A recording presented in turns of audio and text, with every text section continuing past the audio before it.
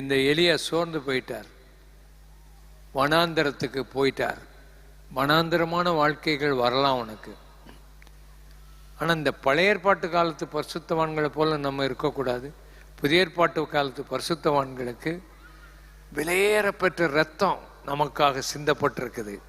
பழைய ஏற்பாட்டில் ஆடுகளின் காளைகளின் ரத்தம் தான்.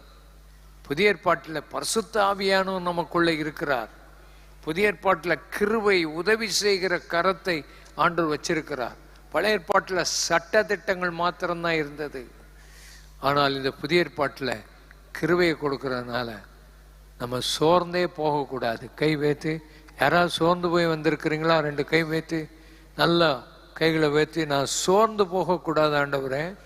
வனாந்தரமான இந்த வாழ்க்கையில் இருக்கும்போது எலியாவை போல சோர்ந்து போகக்கூடாது. எலியாவே சோர்ந்து போயிட்டார்னு சொல்லக்கூடாது. நம்ம பார்த்து ஓட வேண்டியது இயேசுவை தான். நமக்கு முன்னோடியாக யார் இருக்கிறா?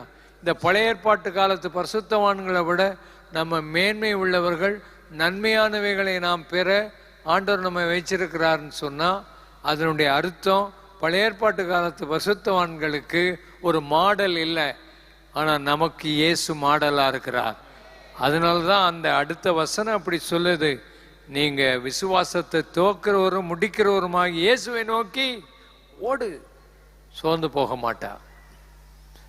சோர்ந்து போன வாழ்க்கையிலும் பரலோகத்துக்கு அவனுக்கு தொடர்பு இருந்ததை பார்க்குறோம். அவனுக்கு ஆகாரம் பரலோகத்திலிருந்து வருது.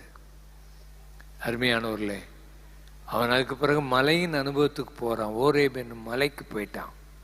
அங்கே ஆண்டவர் மெல்லிய சத்தத்தோடு பேசி அவன் செய்து முடிக்க வேண்டிய ஊழியத்தை செய்து முடித்தபடினால் அவன் வாழ்க்கையில் வளர்ச்சி இருந்தது, முன்னேறி போனான்.